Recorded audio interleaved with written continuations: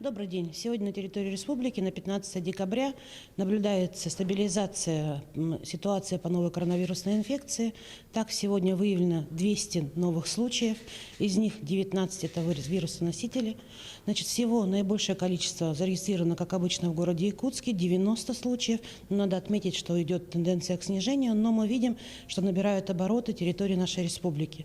Так, за 15 число у нас зарегистрирована новая коронавирусная инфекция в 22 районах нашей республики.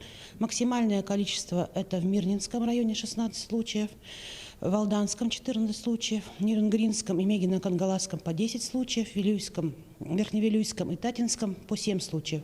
В остальных районах нашей республики от 1 до 5 случаев новой коронавирусной инфекции. Надо отметить, что все равно у нас идет тренд к снижению. Мы сегодня снизили коечный фонд. Если это было буквально 2 недели назад свыше 3000 коек, то сегодня это 2579. Заполняемость коечного фонда сегодня по республике составляет 56%, что говорит, конечно, о стабилизации ситуации. Уменьшается количество тяжелых больных и увеличивается количество амбулаторных либо вирусоносителей. Также в определенном уровне находится заболеваемость среди детского населения. Она не растет уже в течение, наверное, почти 2 месяцев.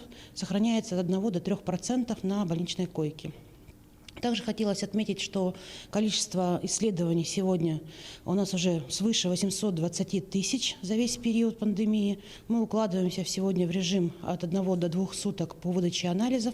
С момента поступления лабораторного материала в лабораторию, за исключением транспортной доступности.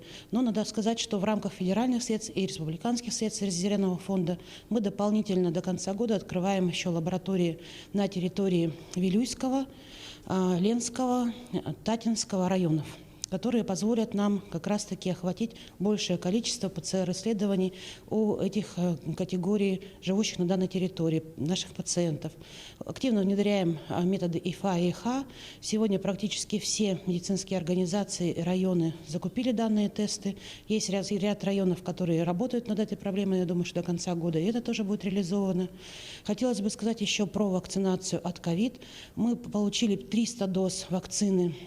На прошлой неделе, в пятницу, начали вакцинацию, и буквально вчера получили дополнительно 500 доз вакцины, которые будут также реализованы, как предыдущие, для врачей, работающих в красной зоне. Итого 842 дозы новой вакцины от ковид наша республика получила. Мы ожидаем поставок, которые будут по разнарядке Минздрава Российской Федерации для прочего медицинского персонала, который работает в амбулаторном звене, либо, значит, в стационарах, не задействованных под ковид. И только после вакцинации по всей территории страны медицинских работников, социальных работников, наступит вакцинация массовая для населения. Значит, хотелось бы сказать, что все препараты по федеральным деньгам и дополнительным средствам из республиканского бюджета для амбулаторных пациентов практически во все районы доставлены. Мы вот буквально вчера выезжали с командировкой Мегино-Кангалас, Хангаласский район, рассматривали в том числе на наличие фельдшерских пунктов, амбулаторных, значит, в амбулаториях по наличию лекарственных препаратов. Везде имеется полный перечень средств, которые рекомендованы для лечения пациентов в амбулаторных условиях. Но я призываю всех, все наше население все равно оставаться более бдительными, продолжать ношение масок, соблюдать социальную дистанцию, особенно сейчас, в предновогоднюю суету.